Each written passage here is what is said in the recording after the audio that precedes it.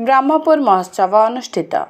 Brahmapur engineering school खेल पड़ियाठारे महान संघ सभापति श्रीजुक्त सुशांत सावतଙ୍କ पौरोहित्य आयोजित ब्रह्मपुर महोत्सव कार्यक्रम अनुष्ठित हो जाइछि।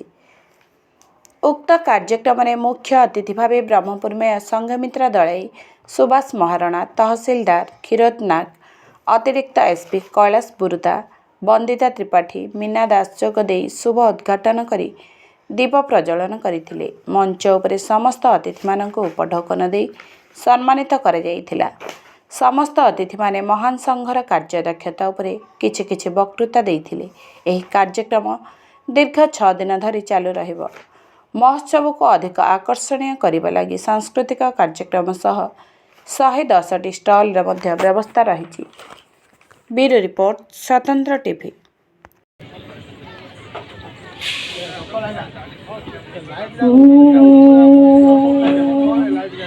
ओंकारं बिंदु संयुक्तं नित्यं ध्यायन्ति योगिनः कामदमक्षतं चैव ओंकाराय नमो नमः।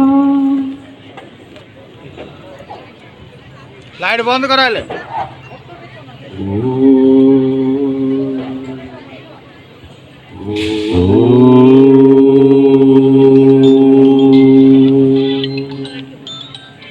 वक्रतुंड महाकाय सूर्यकोटि समप्रभा निर्विघ्नं कुरु मे देव सर्वकार्येषु सर्वदा।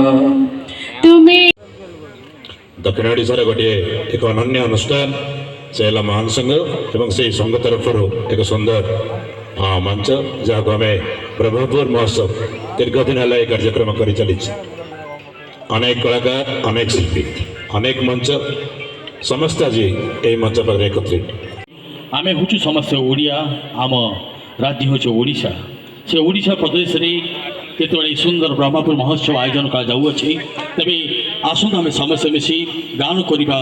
वंदे उत्कल जननी, वंदे उत्कल जननी, वंदे उत्कल जननी।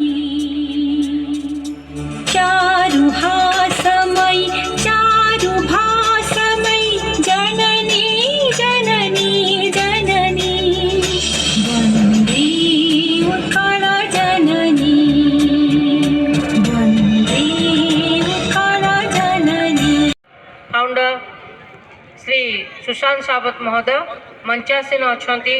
ब्रह्मपुर तहसीलदार नाग महोदय, एडिशनल डीएसपी महोदय, सुभाष भाई जी की एक्स बीडीएच चेयरमैन एवं गछ मनीष कहले अत्युक्ति हम नहीं, विशेष परिवेशविद, जीवन बिंदु कार्यक्रम पूर्वतन संयोजक एवं त्या सहित अच्छी प्रोफेशनल रे बर्तमान ओएस भावे काम कर तनुजा मैडम, तनुश्री मैडम एवं अन्यान्य समस्त युव महान संघर युव संपादक श्रीकांत सावत महोदय, समस्त मंचासीन अतिथिवृंद एवं मंच सम्मुख में बसी सुधीवृंद, दर्शक बंधु, पिला माने जो माने कार्यक्रम को उपभोग करने सहित एठी निजर कला को प्रदर्शन करने को आसी।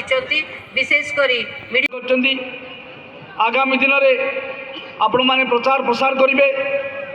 मु मीडिया भाई मन प्रचार प्रसार करंतु, आहरी जनगहली हो आर उद्देश्य जानतु।